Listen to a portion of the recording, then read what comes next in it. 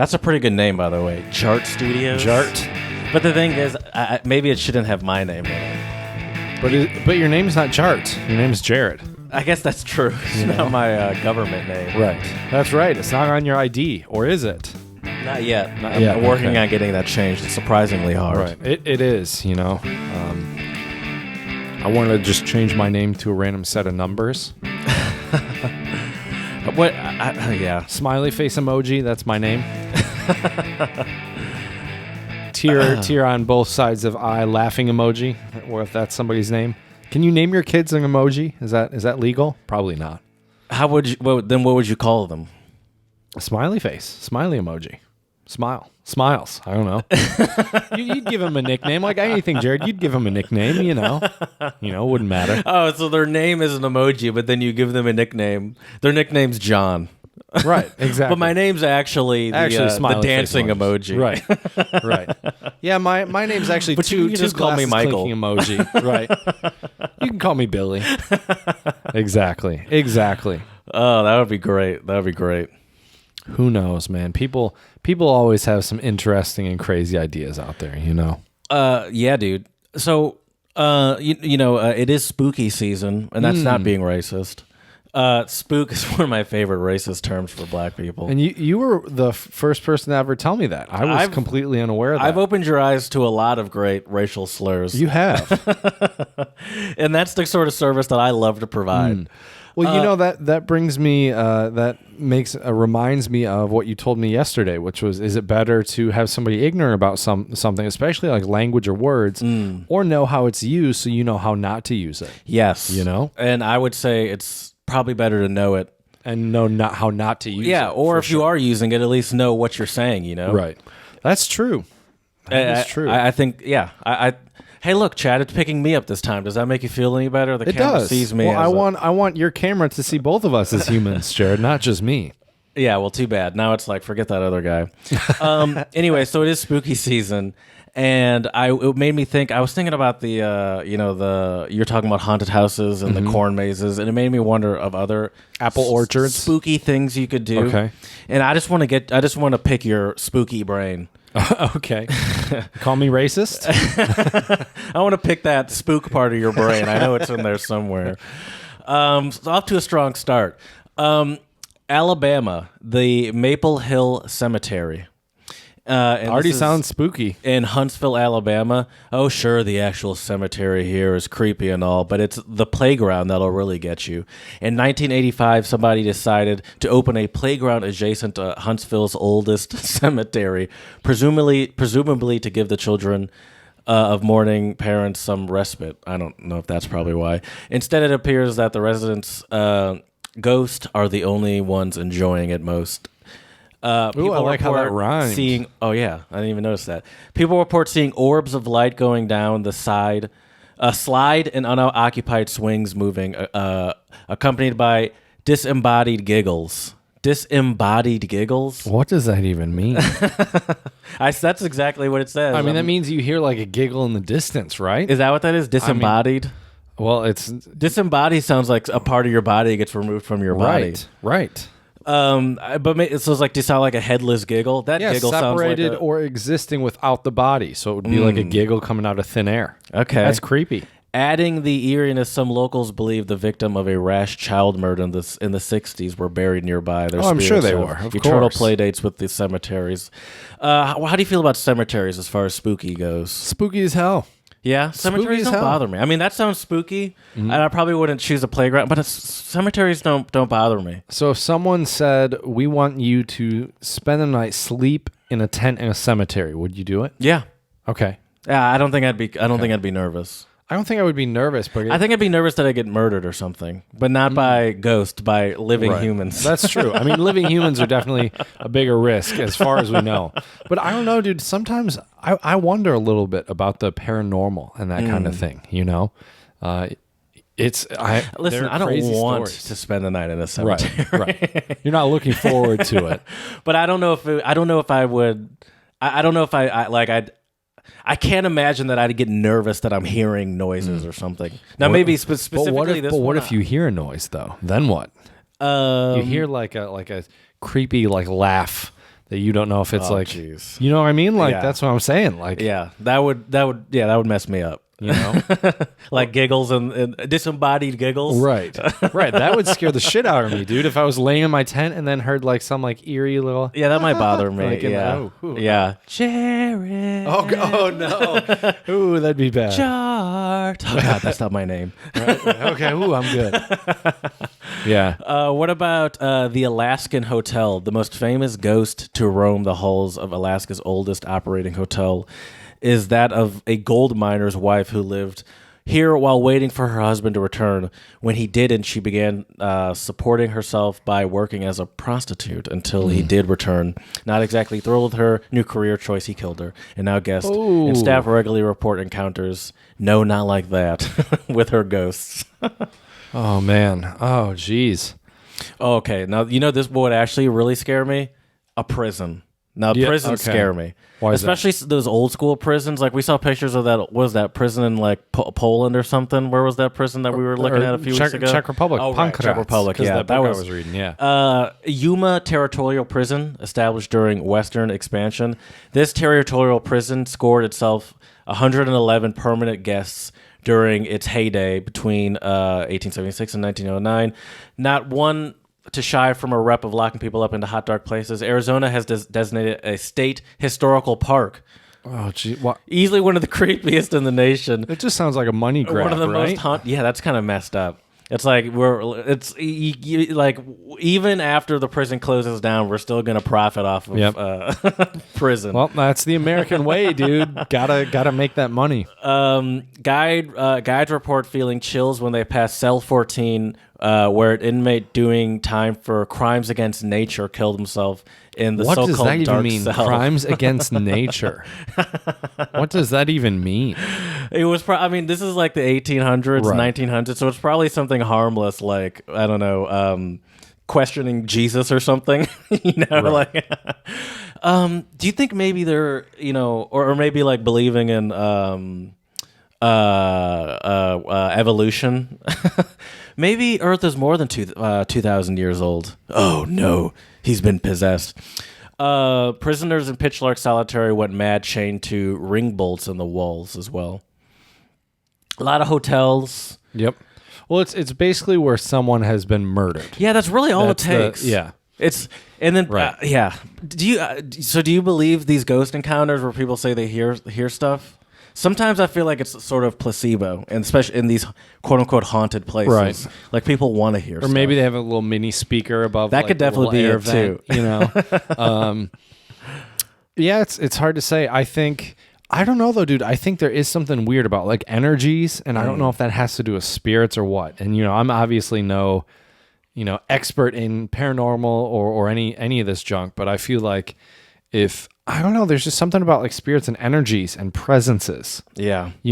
I'm not like a full-on atheist or something, but I do Right. feel like it is sometimes a little like I feel like in my mind I have to tell myself like this fear of dead bodies or whatnot. This is sort of just like I don't think it's I don't know. I don't know if I buy it a lot of times. Like people that say they have, ghost encounters or stuff like that. Sometimes I find it hard to, and I don't even want to say that there's nothing out there, but I just don't see myself being concerned with ghosts. But maybe my mind could be changed if I had an encounter. And I'm like, oh my gosh, that was so real and then I'm going around telling people, and everyone's like, all right, this guy sounds like he's lost it a little bit. Right. Well, the thing is that. I think there is something like, especially you hear stories about a lot of times prisons, especially prisons where a lot of people have been executed, with there being like weird energy that you can kind of feel. Yeah. And I don't know what that is, but some people might say bad vibes, bad juju. You know. I mean, I guess I do understand. I guess I get that. I understand bad vibes, but I feel like that's also just built up in our minds. Like it is still just a building. Well, I mean, this is kind of messed up, and we're sent. We're like we believe in. Yeah, I remember that's the picture we saw last time. Yeah, the guillotine room. And this is in the Czech. That's in Pankratz. Yeah, where I think I don't know if they actually know the exact number, but they I think estimate over 1,000 people have been killed. Yeah. I don't still know if it's in understand that how they one or ever what. thought a guillotine was a good idea. Well, define good idea, because actually I think it's a great idea in terms of terms of if you want to execute people, it's pretty efficient. I heard that there's a lot of times it doesn't. Well, that's if the Blade isn't nice the blade's and sharp. dull. Yeah, if the so it's blade's efficient dull. if it's done right. Yeah. But granted, where I heard this was, I couldn't even tell you the source. It was Right. potentially a movie. Well, I mean, I don't see why they would use it like for the entirety of the French Revolution if it wasn't convenient in a way, Right, but I think they also weren't. They weren't concerned about the humanity of it. Yeah. Well, I always find it interesting when people bring up humanity when we're talking about killing somebody. That's true. Regardless of how terrible of a person they are and what they did, I think obviously, there's crime and punishment. But if you had to choose how you die, would it be guillotine or a bullet to the head or heart? I don't know. I have no idea. I feel like I'd much rather a bullet to the head. Well, see, the thing is I don't know if we don't know, or do we know if you get guillotined, do you survive? Like how like a chicken? Right. Like I'm wondering, how does that work? Because I would assume though, once your head has just been, sorry for how grotesque this episode has become, but I would assume if it's a clean cut and everything, you just die instantly, right? But I don't know how that works. I don't know. Yeah, but I don't we'll see. know. That's a point for getting shot in the head. But also, I don't think that necessarily kills you instantly either, does it? I thought it did. Does I it? was always under the impression that it did. Okay. Yeah, I'm not. I haven't looked into the best way to die. Well, I would say that there's more. I would say it's fair to say that there's a higher chance that you're going to have a painful death from a guillotine than getting shot in the head. Yeah, probably. Okay. Maybe. Well, I don't know though, because I'm not sure. I feel like you. I don't know. I'm pretty confident. I guess in this. I've heard more stories, and maybe it's because of the world we live in, but I've heard more stories of people surviving from gunshot wounds. Okay, yeah, but I'm saying if someone is determined, like Right. if this is if it's a firing set squad, up situation where it's like we can't miss. Right. Like we're not going to accidentally knock off a piece of your jaw and not actually, like, we're Right. going straight for the brain. Right. We'll even put 2 or 3 shots in there if it makes you feel better. I don't know. I just feel like that is, you're dead before you even know what happened in that situation. Right. Well, unless you're being executed. But yeah. All right, let's change the subject. Yeah. Let's do that. Yeah. We were talking about spooky season. This is what happens when we talk about spooky season. I mean, that was the It's point. really That was spooky. pretty spooky. There's nothing spookier Right. than murder. very macabre, right? Yeah, exactly. Yeah, very, yeah. And anyways, let's. I have a couple interesting stories. Here's an interesting one though, Jared. According to IPAC Canada, which I'm not really sure. I'm assuming that's the Infection Prevention and Control Canada website. They have said that currently the seasonal flu has exceptionally low levels. Now, granted, we are early on in flu season. Yeah. But we've mentioned on the podcast before, not that we're doctors by any means, but I think we asked the question of, I wonder if people do continue to wear masks through the winter, if it'll drop the flu a lot. And in general, Right. people's interactions are down. Right, are a lot already. lower. Yeah. Yeah. But according to the laboratory positive tests for flu in Canada right now are much lower than usual, I guess. Well, that's good. Yeah. So I think that's an awesome sign. You got to imagine, I assume if the mask works for stopping the spread of one virus that spreads through droplets, it could stop the spread of another virus that spreads through droplets, Right. Like right now, Is that how people would say? Because droplets, that word only really came into my verbiage with this COVID-19. Sure. That wasn't a word I really Right. threw around that much before. Is that how flu is? I mean, I guess you can't say for sure. Well, I but would assume some. I imagine. would assume some flu for sure. I mean, that's Yeah. how you catch a lot of things. Sure. Is Yeah. respiratory through the air, and it looks like actually, according to the IPAC website, IPAC website, actually some of the biggest places right now in Canada that have the highest number of influenza are actually in the prairies, which you would think it might be like the cities or Ontario, maybe Quebec, somewhere like that, but it looks a lot higher actually in the prairies. And I wonder if that's because these people are wearing masks less. I would imagine. I mean, what's the prairies? What does that mean? Is that like Arizona or something? in Canada, it would be the middle of Canada. Right. I forgot we're talking about Canada. Right. Yeah, it'd be the middle of Canada. It's a lot of farmland. Okay. I mean, it's a prairie. Well, because I was just, if I compare it to when I was in the middle, I told you when I was in Lisbon, Ohio, Right. I don't even think they were aware that there was a pandemic happening. Right. Right. And I assume like it's similar sort of vibe, middle of nowhere kind of vibe. Right. Maybe. Yeah. And so maybe they're not getting COVID because they're just not surrounding themselves with people. I don't know actually what their COVID situation is, but like they're still sort of operating as usual in these little towns, I would imagine. Right. I would think so too, but I think that's a good sign though. I'm curious to see how that will happen throughout the winter, because I think this could be an exceptionally hard flu season with everything going on. Yeah. I can only imagine how devastating the mix of flu and COVID would be. That doesn't sound like fun. Yeah, no hey, I have a kidding. shout out too, by the way. Yeah, let's hear it. Did you hear about this? A 12-year-old prodigy set to study aerospace engineering at Georgia Tech. That's crazy. 12 years old? Yep. Okay. So this is from the New York Post. A preteen prodigy who mastered fractions while still in diapers is now set to tackle. I still can't do fractions. Really? No, I mean I can, but it's not easy. Not as good as him, I bet. No, nowhere close. Is now set to tackle aerospace engineering at prestigious Georgia Tech University, according to a new report. GT? At just 12-year-olds, Caleb Anderson astonished professors at the college with the command of advanced concepts and is expected to earn admission after a heavy recruitment. I just grasp information quickly, Anderson understandably told CBS in an interview. At only 9 months, he had developed a command of sign language. At 1, he began reading, and while most of his peers were still chucking Cheerios, Anderson was able to comprehend fractions. I have this distinct memory of going to a first grade class and learning there, and everyone was way taller than me because I was 2. He said, He was in first grade when he was 2. I could barely walk. But the fast track also presented its problems. This sounds like the Hey Arnold episode we watched yesterday. Which one? Oh, with Grandpa. Yeah, with Phil going back to school. Except he was 82, but right, it's the opposite problem. Yeah, he went back. He never finished grade school, and so he went back to 4th grade. He started in 4th grade. That's where he dropped out. And he was like flying through. He's like, after like a day, it's like, wow, you're so good. We're going to bump you up to 5th grade. Next day, we're going to bump you up to 6th grade. Right. Next day, 7th grade. Yeah. No, he didn't want to go. He didn't go past 6th grade. True. He's like, who needs middle school? Yeah. Got that grade school diploma. Anderson, it said it's presented as problems. Anderson said his middle school peers didn't welcome their younger classmate and even teased him for his advanced status. Of course they did. Yep. The kids. This was in America too, right? Yeah, he's American. Yeah. The kids there.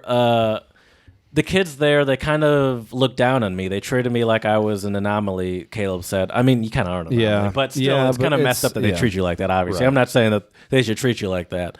But the youngster brushed aside the taunts and continued to excel. His parents, Claire and Kobe, with an I, Anderson, carefully nurtured his startling talents while doing their best to keep his childhood intact. I don't think anything Caleb has done has been normal for us. It's kind of, I feel like, anyway, let me keep reading. Anderson has already been studying aerospace engineering at Chattahoochee Technical College in Marietta, Georgia for a year and was slated to graduate in just 2, but his parents wanted him to enjoy a larger university experience and eventually choose Georgia Tech. That's funny. What does that even mean, though? They're like, well, we want him to still have a little bit of normal childhood, so when he's in college, we want him to have that big college feel at 12 years old. Right. What is he going to go to a frat party? Right. Oh, for sure, dude. For sure. He's going to pledge a frat. He's going to be the ladies' man before he even has like leg hair, bro. Nice. It's just like, is it even possible to like you can't have a normal childhood? College experience at 12. That's just impossible. Can't. No. It's literally impossible. I think you can have a quote unquote normal academic experience in that you are in a college and you are learning. Right. But other than that, I think no one's gonna want to be. I mean, no offense, I don't want to be friends with a 12-year-old. Right. Well, I wonder though what it would be like to be in class with them and actually work with them, though, because I think He's probably still smarter than everyone in that class. well, if you can, I think if you could have an intellectual conversation with them, maybe you could have some sort of a type of friendship, but it's not the same. You're but right. it would be You're an right. intellectual conversation specifically about like said topics. It wouldn't be about exactly. life. It wouldn't like be about he still is a child, Right. Right. Like he still has a 12-year-old's life. I mean. well, kind of, yeah, kind of. yeah. But he's still a child. Like it's Right. not like you're Well, having. physically, he's still a 12-year-old, but mentally, it seems like he's, obviously he's far beyond Sure, his age. I'm sure. Like maturity wise, he's probably slightly beyond your average 12-year-old. Of course, but still, he's a child, right? And yeah, and I don't know. Like obviously, I think it's cool, and he's and why waste your but like you know what I also wonder. So he's going to, I imagine, graduate college. I don't know at 14. It probably only needs 2 years. Right. Then is he going to get a job at NASA or something? Is he going to be going to an office? I would bet you what might happen. Because he's so young, I have two ideas. Either that, he could go to some crazy, NASA. Or like work for a university or right, something? or research? Or he would, I wonder if he'll continue to do his PhD or something. Just keep... You might as well. Keep getting more if you're that smart and you're that young... And he probably gets a lot of good scholarships It'll and stuff. all be funded. Yeah. I mean, if I... Not that I know what it's like, but if I could give any advice as someone who has been through that makes sense. A couple master's programs, if I was as smart as this kid at his age, and if I had scholarships, I mean, dude, get as much schooling and as much education as you can, and the world is your oyster. You're too young to put on a suit and go to an office anyway. Right. So right. Yeah. What are you going to do? Are you really going to go? I mean, yes. Would he drive to work at 13? Now, I do think though it would be good for him to somehow get some mentorship and shadowing and some work quote unquote experience somehow, like in a lab or doing something that he wants to do, or she. Well, it's a he, right? Yeah. That he wants to do, and then go from there. Because I feel like when you're that young and you're that smart, I feel like do what you want to do, man. That's him, the little black kid. Okay. Oh, nice. Okay. Yeah, I mean, shit. If I was him, that's what I would be doing. Yeah, and I think he'll have a lot of opportunities. I think that's great advice, and he should be listening to you, Chad. That's right. Coming to you for advice. That's right. I think that's great advice. Is that at this age, just do as much schooling as possible because it'll be essentially free, and find out what you love and what you like too. Try out different things. Sure. I'm sure. Yeah. But I would also say that whenever you see people that are like a prodigy in any regard, music prodigy, athlete, whatever, they always have such potential that I always worry that sometimes if you try to put these people in a box, it actually constrains them so much more than if you just let them figure it out for themselves and do it for themselves. Sure, like you always have, like I even gave this kid who I don't even know some quote unquote advice, right? And who knows, maybe I would assume he likes school because he is doing all these things. But if he hates school, then don't listen to my advice, But sure, but if you're progressing this fast through school, he must enjoy it to a certain level, right? Because I you would have think to be. So. Yeah, part of it is smarts, but then part of it is also like dedication and motivation. Right. But I think he could definitely, do some great things in terms of, academics, research, maybe even teaching one day. He could probably also do a lot of great stuff like, invention wise, maybe. Yeah. He's doing aerospace engineering. So there's obviously a lot of space there. Nice. There's a lot of space there for him to spread his wings and fly. Right. So that's awesome. What's this kid's name again? Caleb Anderson, I believe. Yeah, Caleb Anderson. Yeah, shout out to you, Caleb. That's awesome. Well, my last shout out for today, Jared, goes out to, this is kind of a wild story. A Michigan distance learning teacher saves a student's grandmother who was having a stroke.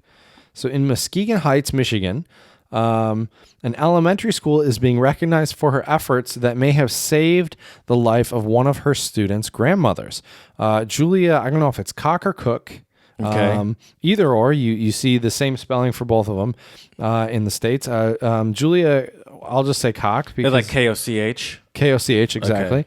Okay. A first grade teacher at Edgewood Elementary School was working with students on September 22nd when she learned one of them was having bad technical struggles with the district's learning equipment. Her student's device was not charging. Cock made contact with the grandmother of the student, setting into motion a chain of events that may have saved her life. When she started speaking, I could tell there was something wrong. I wasn't sure what was wrong, but there was something wrong.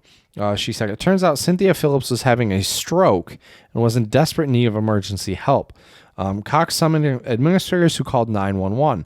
I need someone at that residence ASAP, please, a school staffer told the 911 operator. Medics rushed Phillips to the hospital for treatment. She remained under medical care Monday, but was making progress toward her recovery. She said that she was recently able to stand on her own, but said the road to recovery would be long. Thank you for saving my life, Phillips said of the school staff members. If it wasn't for them getting me the help I needed, I would have just not been here. Yeah, that's crazy. I mean, so isn't that's like, once again, dude, I've been having some like thoughts about spirituality and religion and God these last couple of months, just because I think times have changed so much to a degree with, so many people have lost their loved ones. And I don't know, but I've always been agnostic where, I'm not the type of person where I say there's definitely not a God, but I'm also not someone that's a devout, Christian or Catholic or whatever. But it's like instances like this, it kind of makes you wonder. Yeah. I mean, maybe it could be a coincidence, but that's either way, that's a crazy coincidence. I mean, to contradict everything I said before about dead people and stuff, I mean, it does seem almost hard to deny that there's not something happening, bigger than us that we're not aware of in some sense, Right. And yeah, I it's like moments like that. I totally agree. It's like it's hard to say that there's no sort of intervention. And if you're that person, then I imagine you really feel that. It's like what was that? How did that happen? Like how is it that I what are the managed odds? to still be alive today? Yeah. Right. Well, and I think with a stroke you have to catch it pretty quick, if I remember correctly. I imaginn so. And I don't think it's always obvious that someone's having a stroke. Right. And so shout out to Miss or Mrs. Julia Cock or Cook for getting Mrs. Phillips the help she needed. That's a crazy story. Crazy story. Well, Jared, I think you know what time it might be. Oh yeah. And once again, well, first of all, that is the Untranslatable Owl, and we are this. Sorry, I'm getting distracted with my phone here. Sorry, Jared. This is why I don't do phone and podcasts anymore. Exactly. Untranslatables are idioms, proverbs, axioms, phrases, sayings that don't translate on an easy one-to-one basis into English. And I'll start us off today. I have once again 2 of them that are Mandarin Chinese, and I thought I had them up here, but I have them here, so it's all fine. Okay. It's all good. Okay, my first one for you, Jared, is shuba, and it means literally knowledge despot. Wow. What does despot mean? It's like I think it's like someone or something, like a lot of something. Maybe. How do you spell sure. despot? DSPIT? No. Despite? No, DESPOT. Despot, maybe? Ruler or other person. Oh, I was completely wrong. Ruler or other person who holds absolute power. So what's the first word again in that? Knowledge. Oh, so it's like someone that's really smart? And what would we call someone that's really smart in the States? Caleb Anderson. No. Yes, for sure. Like a smarty pants? No, that's not. No, a genius. We use it with the word book. Oh, bookworm. There we go. Okay. All right. There we go. Yep. All right. I'm not going to try to find. I was trying to find it to play it, but also once again, shout out to Lawa idioms because that's where I found these. Spread a little love. All right. I got both of mine are Hindi, and here's my first one. Laton ke but baton sanahin manat. Which means? Ghosts that need to be kicked do not obey talks. One more time? Ghosts, as we were talking about. Ghosts that need to be kicked do not obey talks. Oh, just... it's like I'm thinking of someone who's like not very obedient or someone who's rebellious. People are going to do what they want to do. Basically, I think is what this means, right? I mean, sure. Yeah. I'll give you that kinda because it means like that's people never learn things the easy way. Like people that kind of have to be kicked or like forced to learn something. Right. Yeah. That makes sense. So yeah, I'll give that to you. Okay. Nice. My last one for you is also Mandarin, and I'll play it for you. Oh, maybe not. Mao Dong. Mao Dong. So, Mao Dong, I can never say that right because it's got the flat tones. It literally means, I feel like sometimes I have to like sing when I'm like saying these tones in Chinese. But the thing is, I feel like to try to do it, I have to like imitate her voice. I can't say it in Mao Dong. Mao Dong. Yeah, it's I almost have to like Mao Dong. Yep. It's easier if I just do it in her voice. Right. Right. Yeah, so it means Mao is cat and Dong is winter. Cat Mao Dong, winter. Cat winter. Is that like someone that is that like depressed or something? I'm having a cat winter. Not really, no. I would say definitely as being in Michigan, we can probably understand this one. It's like not going outside for a long period of time. Exactly. Yep. Staying at home and not wanting to go anywhere because it's so cold out and the snow. Yep.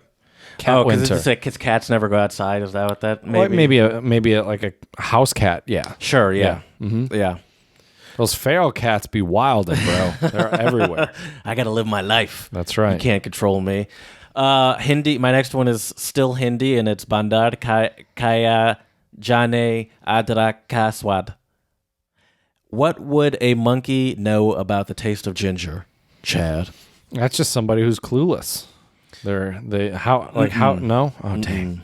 I came in hot and confident on that one, hoping I would be right about it. But I'd say you're kind of right. Okay. But it's a little more specific than that. Give me an example. It does have to do with some. Okay.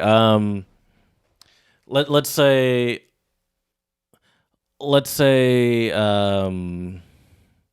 So I'm a car person, and what if I'd say so say I'm talking to another car person, and they're like oh, I don't really like the or they're saying they're a car person, and they're like, yeah, I don't really like the 911, and I'm like, what does the monkey know about the taste of ginger? So it's like you're clueless. You don't have any taste.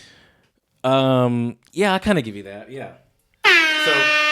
So in India, ginger is a commonly used spice, and it's essentially saying like it's not special. It's nothing special. No.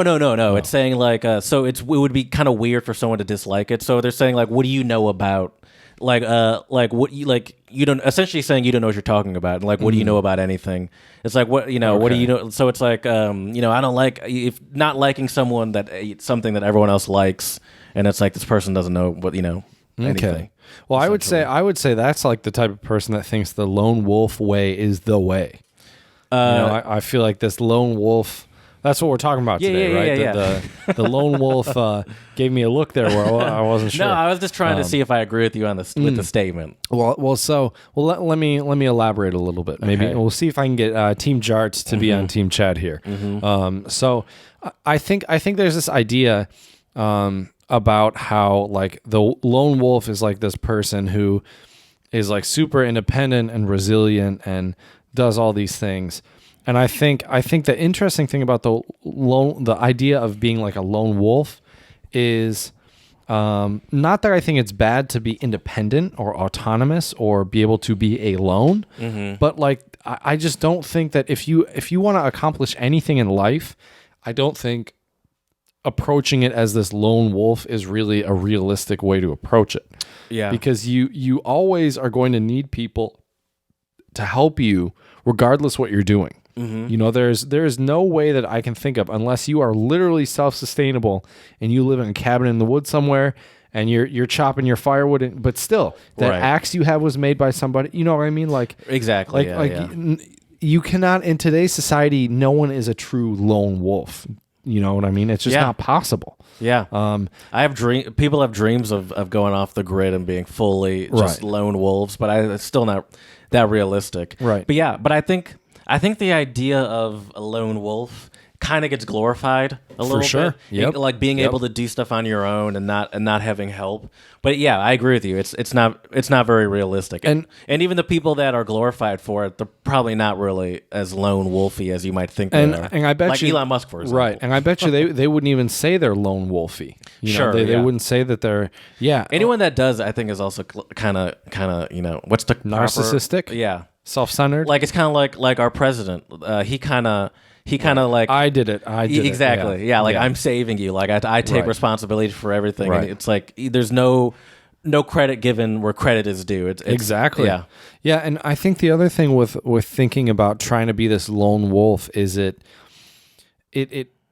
breeds this environment where people think they I don't know. I just think if you think that, oh, I can do this on my own, and I've had these thoughts before where it's like, oh yeah, like I don't need anybody else. I can do it myself. And it's a very naive and stupid thought, to be honest, where I think it's one thing if you want to be independent and do things for yourself and also be very self-disciplined. I think that's great. But I think this idea of like this lone wolf, like if you really think about it, like especially in nature, what really is a lone wolf? A lone wolf is usually a wolf that was cast out of the pack because of all sorts of different reasons. And if you think about it, like I think you're right. There is this glorification sometimes of people who are outcasts or you know what I mean? And I think that's also why some people kind of cling on this identity as this lone wolf, right? Especially in the States, we see a lot of times, I hate to bring violence into this, but like lone shooter, right? Yeah. It's like this idea of it was just this independent person just doing this, you know what I mean? Where it's like, well, no, like I guarantee you, a lot of those people, there were a lot of other people that got them to that point in a certain way. You know, you don't just get the idea to first. You need someone to teach you how to use and shoot a gun, right? I mean, just this idea of being a lone wolf. Even if you say you did it alone, if you're using the internet, you're using resources that someone else created. I think in that situation, the lone wolf thing also makes it feel, especially here in the U.S., makes it feel to people. I think it's presented that way, right? Because it makes it feel like it's more of an anomaly. Like this isn't something, and at this point, especially that is not really, shootings is not an anomaly here. Right. But that lone wolf thing makes it seem like, oh, this is just one crazy person that had that is uncontrollable. There's nothing we can do about it, And I think that's why it's like this sort of lone wolf thing. It's like, this is not some sort of big organized thing. This is not a smart person making clear decisions. This is just, and I don't agree with, I'm not gonna say it's a smart person, but I think, clear decisions are being made, but that lone wolf thing, it just kind of plays it off to some sort of mental illness there's nothing we could have done about it. This person lives alone in their basement, doesn't talk to anyone, and next thing we know, they're outside, killing people or whatever. Right. Well, and I think especially if you, the interesting thing is that we humans, use animals as examples for ourselves, right? Like you see a lot of people like, be like a lion, be like this animal, or be a lone wolf. It's like, well, in nature, that's not, I think typically that's not a good thing actually, to be a lone wolf. I'm not saying you need to blindly follow everything and you need to work with everyone. But I do think there is, I think the strength in, if we're taking this wolf analogy, the strength is not the lone wolf, but it's the pack. Yeah. A pack beats a lone wolf any day of the week. How did that word become the term? Because, lone wolf is it's an outcast wolf. Yeah. That and apparently, I just Googled it. Apparently, it tends to be, and this is horrible. This just shows you how brutal nature is, Jared. At least according to Google. They're dying, and Wikipedia. Well, and there's no more usefulness? Well, no. So lone wolves are typically older female wolves driven from the pack, perhaps by the breeding male, or young adults in search of new territory. However, lone wolves have difficulty hunting the wolves' favorite prey. Large ungulates, which I think are like, I would assume that's like a moose or caribou, I think, which are troublesome for a single wolf to bring down alone. So see, here we go. Once again, and it's funny. So I just Googled, I Googled why, well, I just typed in why do lone, and then just to see what would populate. And the first thing was, why do lone wolves exist? Oh, ungulate is just a mammal with hooves. So Okay, it's yeah, a so lot of moose. variety. Okay, yeah. So it could Yeah, be a deer. giraffe. It could be a... That would be crazy. See, I bet you a wolf would eat a giraffe though if they were in. If Probably. they were in Africa, they probably would. I've seen giraffes up close. They're a crazy. weird thing to see. They really are. But what's funny is so there's a Quora article. How does it feel? You love Quora. I do. I read it all the time because it's interesting. You get to see. I feel like Quora is kind of like the written YouTube in a way, where anybody can post anything, which Sure. can be good and bad. So you Yeah. have to take things obviously with a grain of salt. Are But there like popular people on Quora? sure, I don't know who they are. Sure, but of I just course. read the content. I really like the articles about history in Quora are always interesting because it shows kind of different perspectives. Anyways, so the question on Quora was, how does it feel to be a lone wolf? And this is from might as well say her name, give her credit. Renata Fester, according to her Quora thing, catalyst for empowerment and self-improvement. So I already guarantee you she's probably not actually a lone wolf. I think she probably works very independently, but I guarantee you she's not a quote-unquote lone wolf. My few cents worth as a lone wolf is what she says. I found that this is not simply a character trait with a preference for solitude.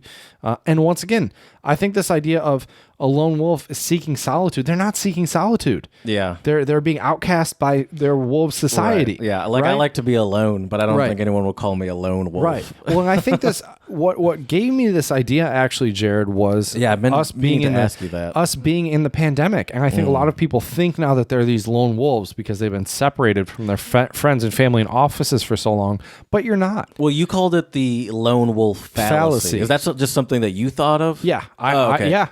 I think this idea of being people as lone wolves, I think it's not true. That's why I think it's a fallacy. Sure. I think any logical human being out there realizes we need each other in order to survive, in order to not only survive but to thrive, to live a good life. And it's not even like an animal thing. That's a human Right. thing. I mean, humans Right. from the beginning of time survive. Right. Like the way they survive is in groups. Right. And then in the group, you can't really be a lone wolf because everyone Right. has a task. And I think it's one thing if you do really recognize and prefer spending time alone and you like solitude, and I think that's great. I'm like that in a lot of ways. But I wouldn't go as far to say I'm a lone wolf. And even outcasts, I think, unless I feel like even outcasts in a lot of ways aren't lone wolves. They all have their group somewhere. Right. Even if it's an online group, I still don't So think you're. So the idea of being sometimes I feel that way about people that like call themselves like loners or something like Right. that. Where I was like, "Are you? Is that true? Is Right. that?" I think some people like to say that too. It does feel. Well, that's kind of like what what's her face. Well, was let me finish Yeah. reading this. Let's and then let's talk about this. So, my few cents as a lone wolf, I found that it's not simply a character trait with a preference for solitude. While that is certainly one of the more obvious and recognizable identifiers, I've realized that there's so much more that to many of us who carry this label. Once again, I think it's a silly label, to be honest. To call yourself a lone wolf, I just she think like it's kind of- self-identifies as a lone wolf. well, she responded to this post, so clearly. While you're let talking, me- I'm just going to see if there's a lone wolf thing on Reddit. Go for it. Let me caution, though, that this is not some cool kids club or flavor of the month to be donned and worn as some badge of honor. It is not a hideaway to avoid taking responsibility for behavior, nor is it a crutch to be used to garner sympathy, pity, or attention. I will agree with her on that. I think the way most people use the term lone wolf is not because they want pity, or maybe they do. I could see I don't that. know. I could see that on like social media. Right. Okay. Many lone wolves are HSP or empaths. What's HSP? I don't know. I have no idea either. I think it's high something personality, maybe, I don't know. Or empaths have some connectivity which they feel to people or nature, either plant or animal or both. Many of us feel a highly transcendent. sensitive person. Okay, but see, I don't. Once again, I just think this is a silly label. So, here, let's see this. There was a lot of text there, but here. So, if you know a lone wolf or suspect someone you love is a loner, and I think a loner and a lone wolf are. Yeah, I think loner is different. I would agree. Loner almost has like a it has more of a dangerous- negative or dangerous. I mean, by or negative. dangerous, I Yeah. mean like some sort of like there's something wrong right. with the person, whether Right. it's something emotionally or something like that. When I hear like loner, that's sort of like I think depression or like something like that. Right. I really think a lone wolf is. I don't know. Yeah, I just here I like this one. This is by Liz Cole on Quora. Well, it depends on how lone wolf, and we should talk about this as well. It depends how lone wolf aspect is defined.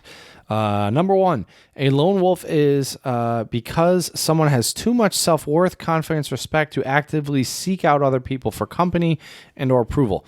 Okay.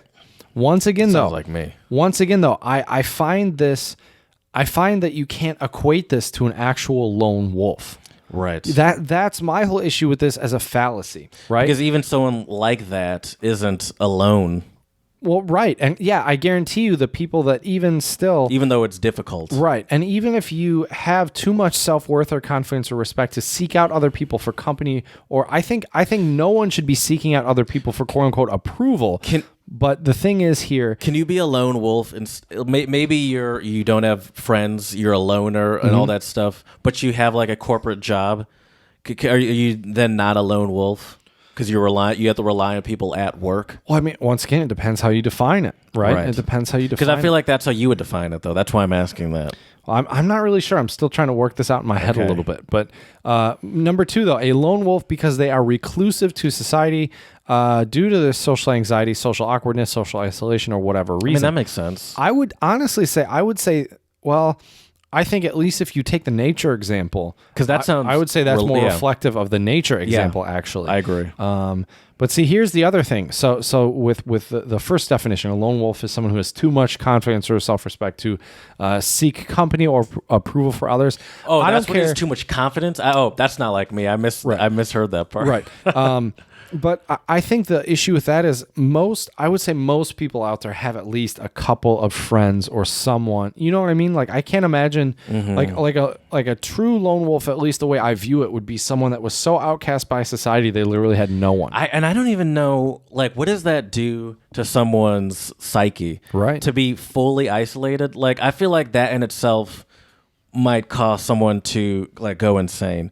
Right. Just being fully alone. Like I don't even know if that's possible. Right. Like I mean, think about solitary confinement in prison. Like that's essentially torture.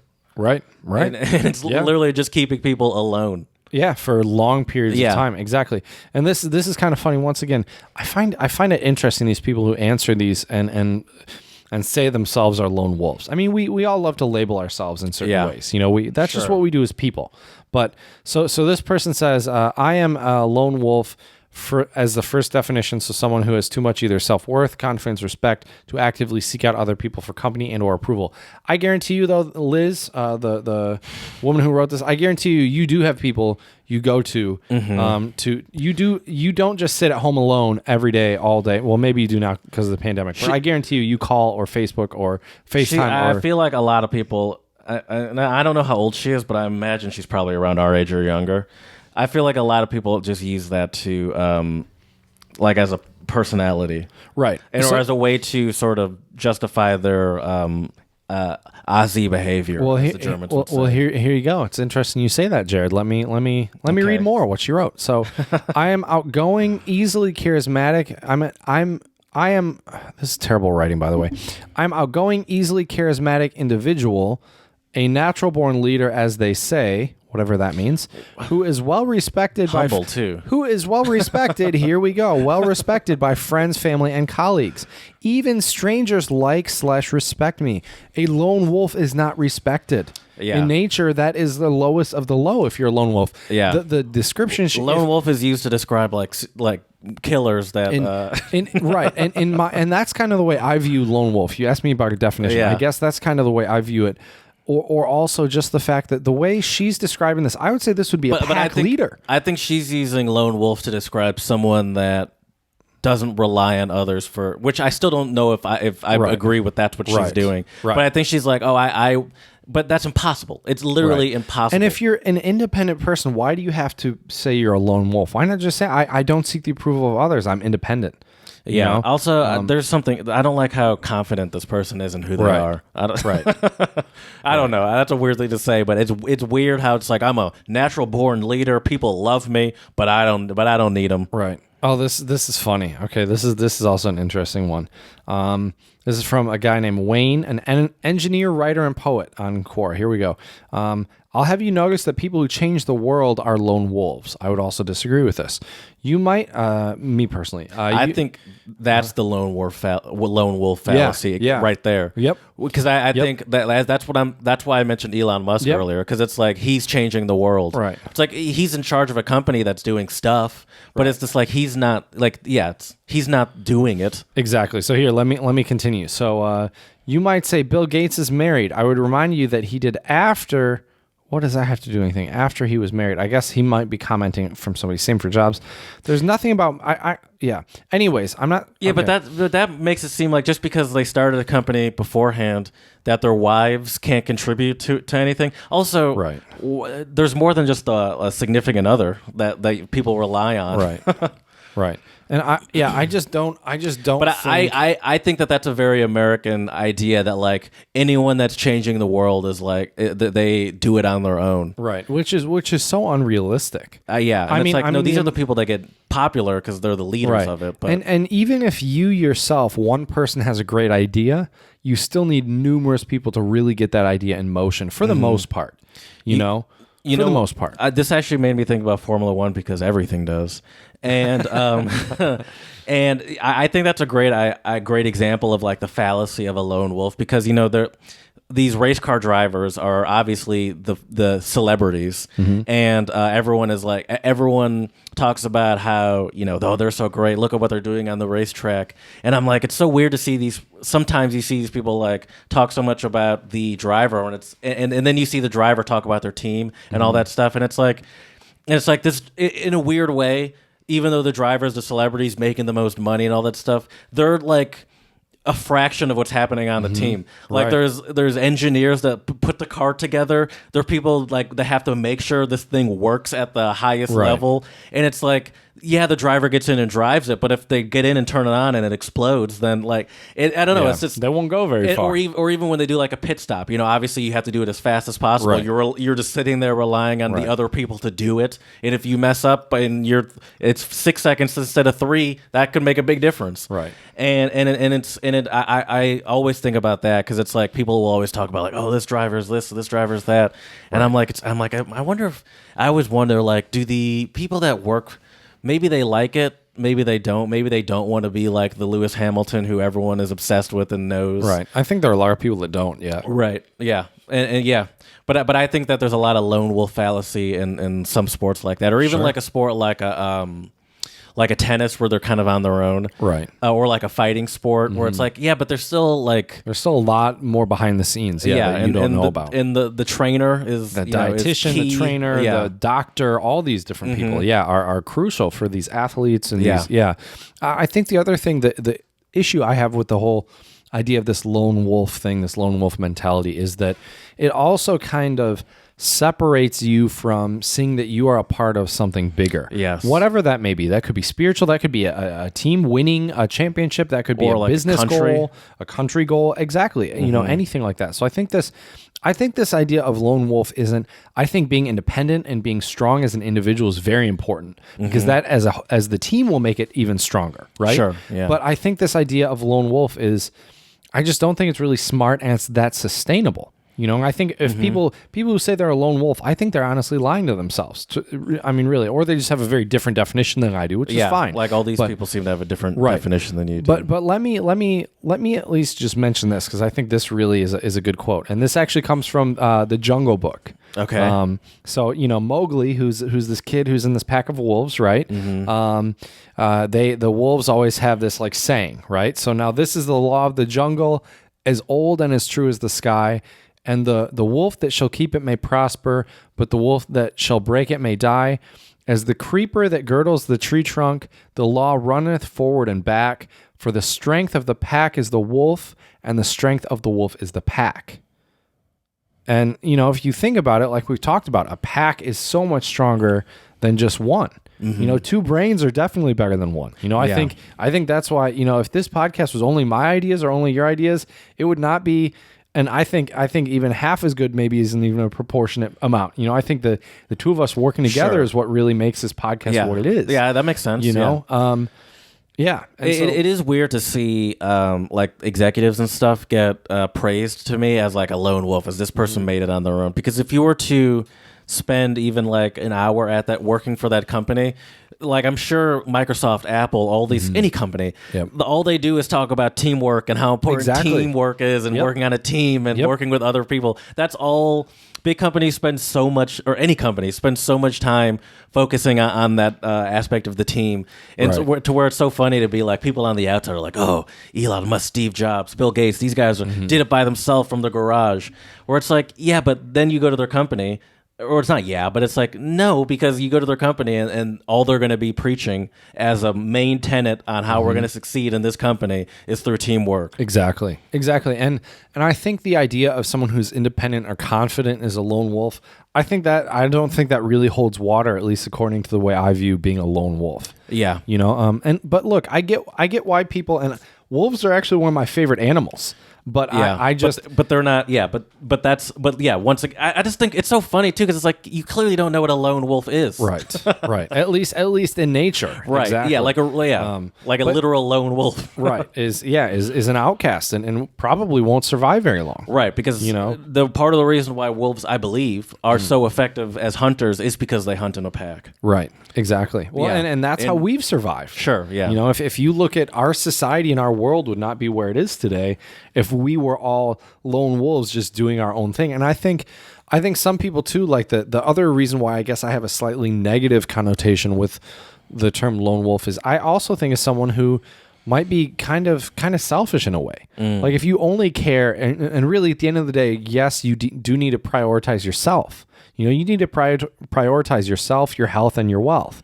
I think that's really important, but you can't just only prioritize, yourself and what the world doesn't revolve around you and I. Sure. The world is a much bigger place, and we all, I know this may sound a little hippie-esque here, but we all do need to work together. And I think it's important to collaborate with others and learn from others and help others, And if you're this true lone wolf that you work independently, you truly work independently with nobody else, even if you're working, I mean, in theory, if you're making money, you're doing something of value that at least someone finds valuable. Sure. Otherwise, you wouldn't be getting paid. You wouldn't, So I don't know. I think people need to kind of rethink that they're not a lone wolf. They're this independent or confident person that doesn't rely on someone. I don't think that makes you a lone wolf. I just think that makes you an independent and confident person. And it's like you don't rely on That idea of don't rely on people is weird too. Yeah, I find it's like, strange. do you not have friends? Right. Do you rely on people to talk to? I don't know. It's like you might not rely on people to succeed, or whatever. With that, which I still don't agree, disagree with. But like, you probably have a mentor or a trainer or someone. Rely on someone to pick you up when you call the Uber. Right. Don't you? If you go eat out at a restaurant, don't you rely on? Yeah, it's like I would never rely on someone else to cook my food for me. I'm a lone wolf. Yeah, and maybe people don't take it that far, but I still just think it's kind of a silly notion. Sure. I don't know. That's like you and I saying we're the king of the jungle. It's like, well, no, we're not. We don't live in a jungle. We're not. You know what I mean? We've never killed an animal, and we've never. I just find it kind of fun. A lone wolf to me does kind of seem like some sort of narcissist dream. I agree. Like this idea that no one can help me, and I got it figured out. Right. That seems kind of narcissistic. Did you find anything good on Reddit, by the way? Actually, no. Like there is Lone Wolf is apparently a choose your own adventure book. Oh, interesting. Okay. But no, I found obviously stuff on loneliness and being alone, but that seemed more like a self-help thing. I wish I would have came across this earlier, but here, this is according to IFL Science, which is I fucking love science, which they have some really interesting stuff. I've never heard of that. Oh, I have heard of that. Yeah, they used to have like a Facebook page. Well, they still do. You're just not on Facebook. That's true. But anyway, so all right. So here, the title, the headline is "Why It Is Not So Good." I like their title. It's a little softer. Why is it not so good to be a lone wolf? Caring for the sick is not a recent human invention. Diseased wolves living in packs live far longer than those who are solo because they have the support of those around them. New research. I feel like that. I mean, I understand anecdotal evidence isn't empirical evidence, meaning it's not like numbered scientific, hypothesized driven data. Well, maybe not even hypothesized, but it's just not Like data driven. It's not as factual, Yeah. I guess, as empirical data, right? But this idea here is I just find it, the fact that obvious. new research has found yeah. Anyways, the reintroduction of gray wolves, Canis lupus, beautiful wolves, by the way, into Yellowstone National Park has been a revelation, providing environmental benefits far beyond what was anticipated and inspiring rewilding campaigns worldwide. It has also been a great benefit to science researchers. Lone wolves in the park that have become infected with the parasite Carcoptes scabae, which causes probably. I believe it's scabies, where your skin starts, or your hair starts to come probably, off. Probably it's Scabiei. No idea how you say that. That's the Yeah, term. okay. Anyways, But I think that's probably like the scientific type term of- versus right. what people just call right. it. Oh, it causes mange. Oh, mange. Causes mange. That's right. Yeah, are 5 times more likely to die in a month than those that are okay, that makes no sense. So basically, if you get mange, you are likely to die 5 times more likely to die in a month than those that are healthy.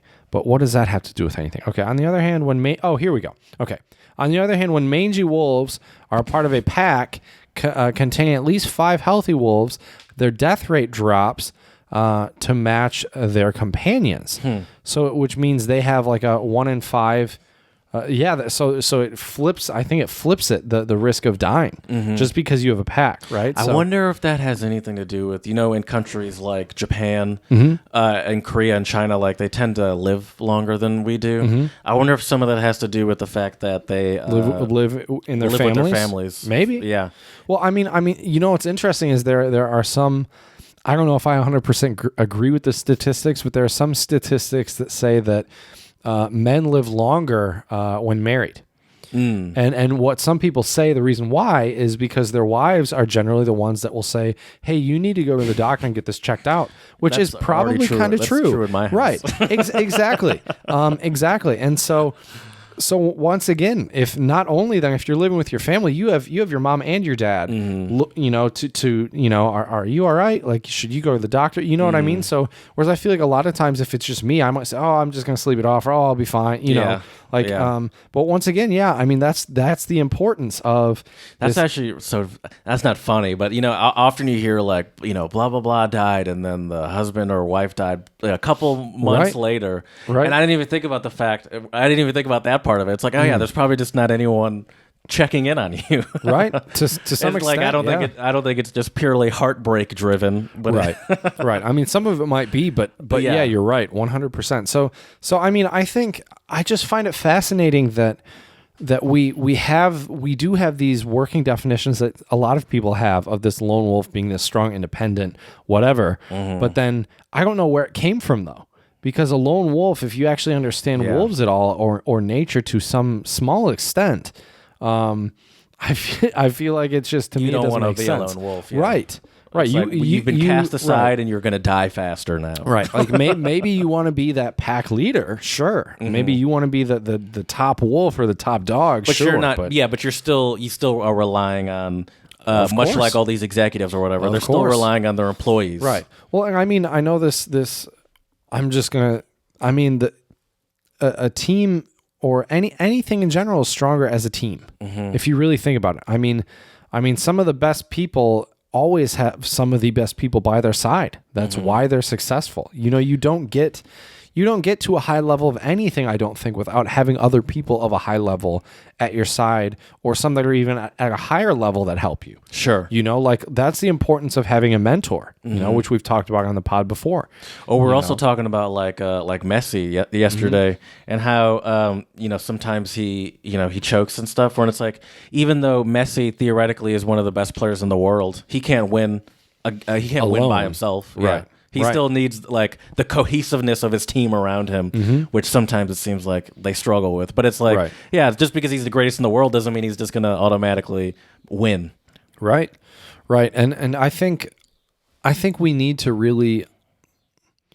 I think we need to understand. Some people need to really understand and value the importance of working together in a team, and also the feeling of accomplishment and achievement when you do achieve something with a team that you couldn't have done on your own. Like, it's really funny, actually. At work last week, we had like a 3-hour team building exercise that, I kid you not, was solving a bunch of really difficult puzzles.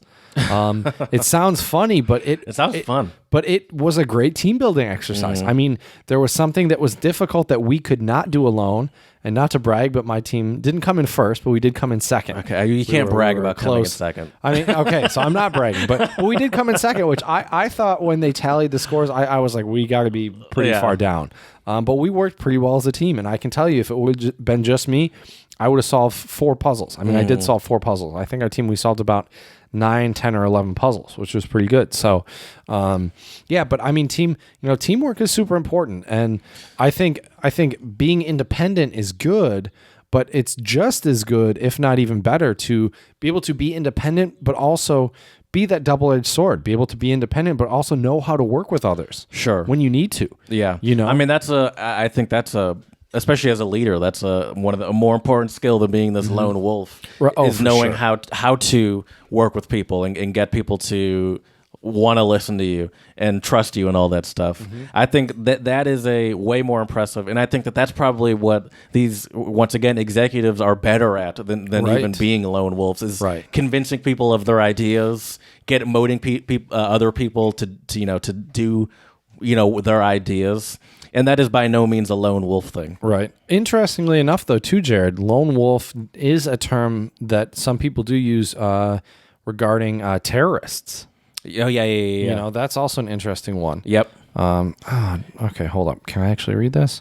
Maybe not. Okay. I was hoping to be able to just skim through this. Okay, I kind of can. Okay, so this does have to do with the term lone wolf with like terrorism and online radicalization.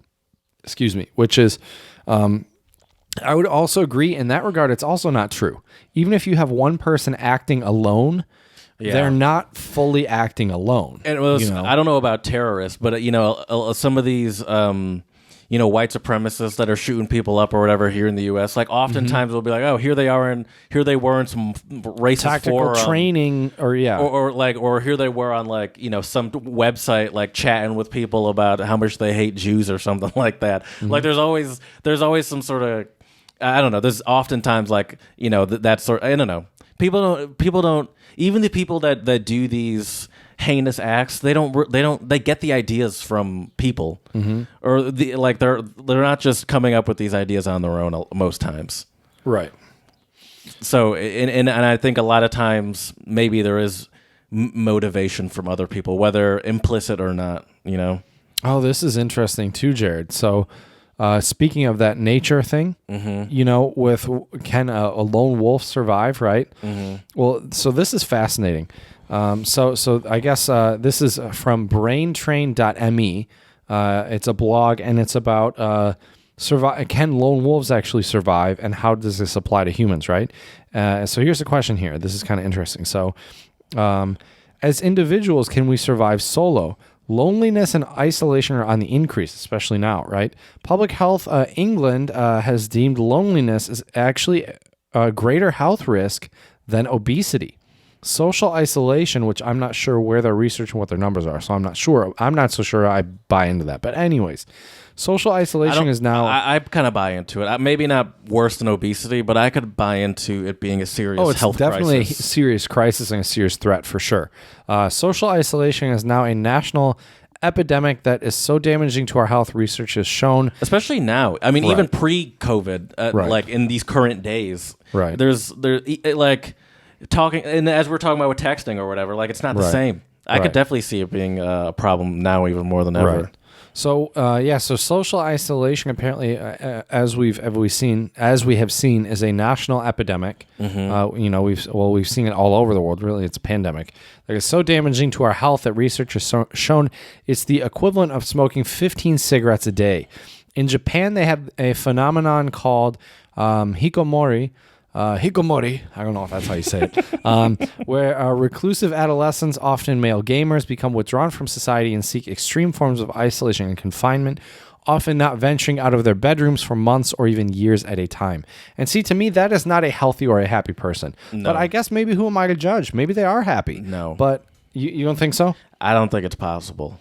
I mean, I get being into a video game, but I can't imagine being so into a video. And once again, unless I'm assuming some of these people might be playing online games. Right. So still, even this lone wolf thing, they're still working with other people or playing with other people. Yeah, but I still don't think that's healthy. No. I mean, I think even just getting sunlight, getting natural light, I think is crucial. Something exercise is very important. Obviously, I would say. actually interacting with humans is probably important too. Yeah, but I mean, yeah, that makes sense. I mean, and we're the society is only turning us more and more lone wolfy. Right. And making it easier for us never to leave our homes. So I can imagine that it's going to continue to be a national epidemic in various different countries. Right, and I also wonder too, some of these people who define themselves as lone wolves. I wonder, are you really happy? I feel like anyone that is self-describing themselves as a lone wolf probably isn't a lone wolf. Probably not. They just like to, yeah, that's true. Yeah, I would say I'm very independent, I'm confident, but I wouldn't say I'm a lone wolf by any means. Yeah, I don't think it's a practical way to succeed in life. Right. I would agree 100%. Absolutely. Speaking of wolves. Right. and this song definitely, I think, shows the strength in numbers a little bit. With the video. Yeah, that's very for true. sure. Our song of the pod for today is by a group, The Who. And when I say Who, I don't mean WHO, but I mean HU. It is a Mongolian kind of folk rock metal group. I don't really know how you would describe the genre. I guess folk rock makes sense. But they play traditional Mongolian instruments. And they do throat singing as well. Right, which is something else. That's where the folk aspect comes in. I would then say it's so, like yeah. a rock style of and I had it pulled up. I'm watching it right now. Well, no, I had the names of the instruments pulled up. Oh, okay. So the song is called Wolf Totem. And it's the homies rolling up through the hills of Mongolia. One guy, steppes, as they say. Is that what they call it? Yeah. One guy leading on a horse, and then followed by some guys riding some hogs, not the animal, the motorcycle, and they're leathered up in their leathers. Yep. I think being in your leathers is a little different than what these motorcycle people are doing. Actually, no, I don't think. I think they do call them their leathers. And the song. Once I'm trying to get the lyrics to start. All right, let me just read you some of the lyrics. If lions come, we'll fight until the end. This is a song actually is sort of about they're the wolf pack. And they're like, we're the wolf pack, and because we're a wolf pack, we can take anything. Yeah, the lions, the tigers, the elephants. We'll fight in battle. Here we go. If elephants come, we'll fight in rage. If humans come, we'll fight and obliterate. Oh yeah. And this is Don't mess with the Who. This music is if you're like a rock enthusiast, this is probably some solid competition music. Oh, for sure. I think it can make the hair stand up a little bit in your body a little bit. It gets you pumped. It does. It definitely does. It's pretty violent, though. I'm not gonna lie. Yeah, but it's in Mongolian, so unless you speak Mongolian or if you're reading the subtitles, sure, you won't actually know what they're saying. Yeah, but it's still violent. If you understand Mongolian or if you look up the lyrics. But you can say that about anything. Right, well, it's only violent if you know what they're saying. Well, I guess it's violent, but I think it's also that type of music. Is it context a little bit? Yeah, it's that type of music. I think it's that genre of, it's that, right, that's the genre. And that's their audience. They dig that kind of thing. Sure, sure. I'm not like a...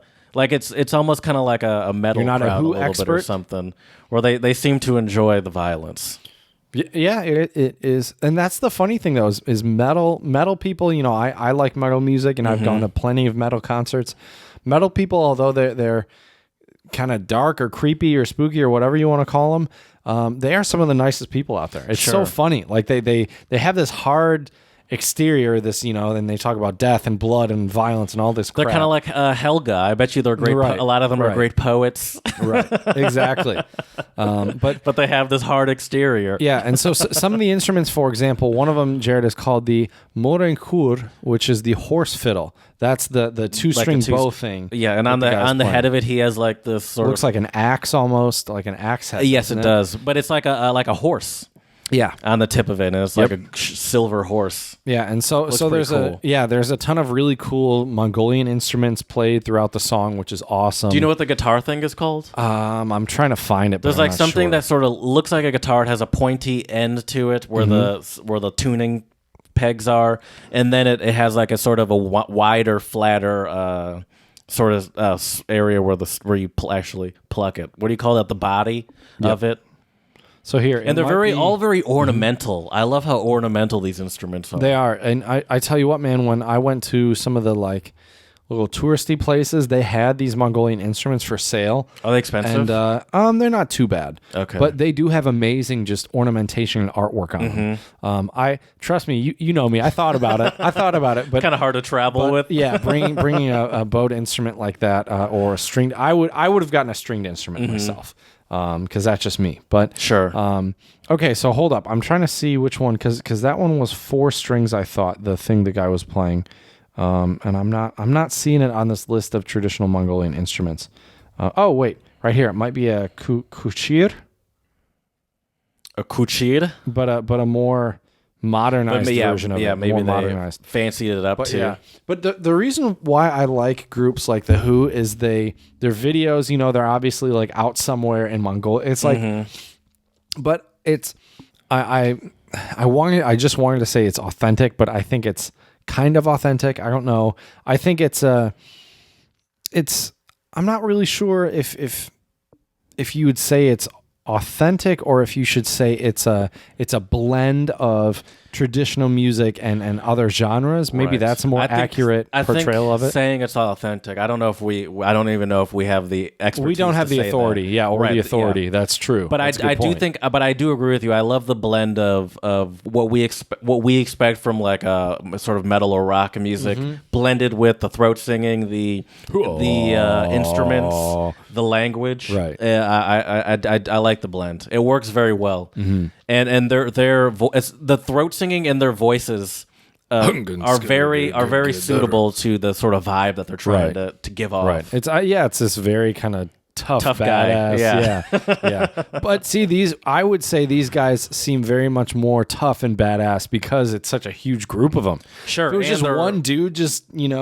And they're it talking wouldn't be about going into battle, right. too. You need a team for battle. You can't win a battle with one lone wolf, that's for sure. Unless you're John Wick. Or Jon Snow. Well, even still, seen. though. Yeah, you're not a Game of Thrones guy. Even still, though, he had soldiers behind him. But yeah, so yeah, check the song out though on our Song of the Pod playlist on YouTube. The song is called "Wolf Totem" by the Who. It's definitely a good one. And if you want to hear what Mongolian sounds like too, it's kind of a cool way to hear what it sounds like. Yeah, I like it. I like it. That's for sure. And you know what, Jared? I think that might be my quote right there for today's episode is you can't go into battle as a lone wolf. Yes. You can't. You Yes. know? I think that music video perfect. definitely shows us that. So Get on your hog and get your boys. That's right. Or your girls, Or your girls. That's true. Excuse me. or your people. friends. Get or, your people. Your folks. Get your humans. I have a coworker that always says folks. And Yeah. I love it. Half of my family says folks all the Right. time. Is that more of a Southern thing? I don't know.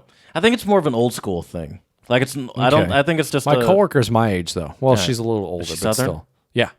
Well, there you go. Yeah. Okay. Well, that's why I asked. Is it a Southern thing? Yeah, that's why. Oh, I see. No, I don't know. Okay. Huh. Anyways. Please, yeah, I agree with you. That was perfect. Yeah. The lone. Yeah. Lone. I just find it funny, man. I find it funny when people say I'm a lone wolf. It's like, all right, sure you are. Cool. Yeah.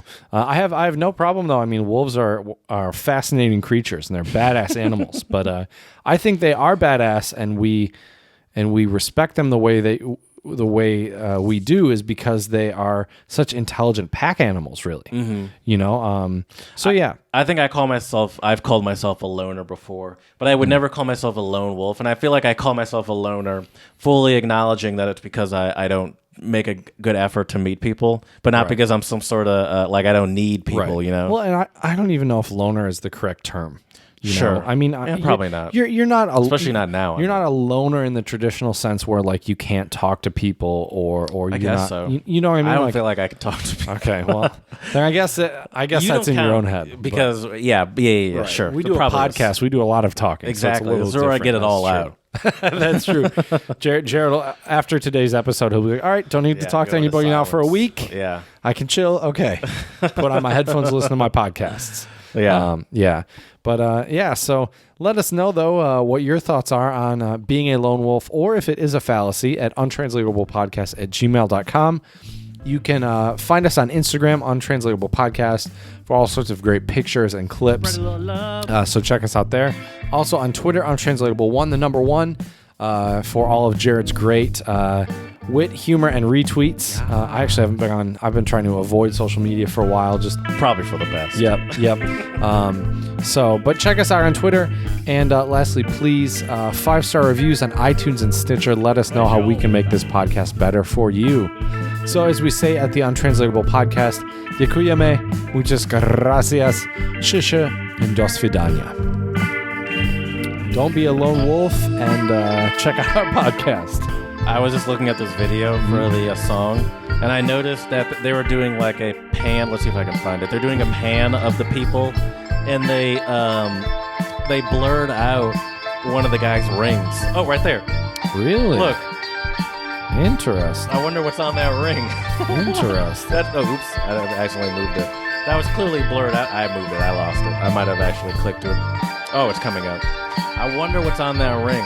I wonder if it's maybe some sort of gang affiliation with this motorcycle. See? Yeah. It's clearly blurred out. Yep. With this motorcycle group. Maybe it's a naked lady. Could be. Could be all sorts of things. Yeah. Yeah, I'm not sure. Yeah. Or maybe it says something vulgar in Mongolian. Yeah. You know? Yeah. A swear word. They can't naughty swear. things. They're talking about killing people. Killing isn't swearing, Jay. They're using... Yeah, they're not saying we're gonna fucking kill you. They're just saying Right, we're gonna kill you. right, exactly. We're gonna obliterate you. Yeah, you know, we're gonna. Hey, yeah. we might threaten to obliterate you, but we're not gonna use vulgar language. We have a line.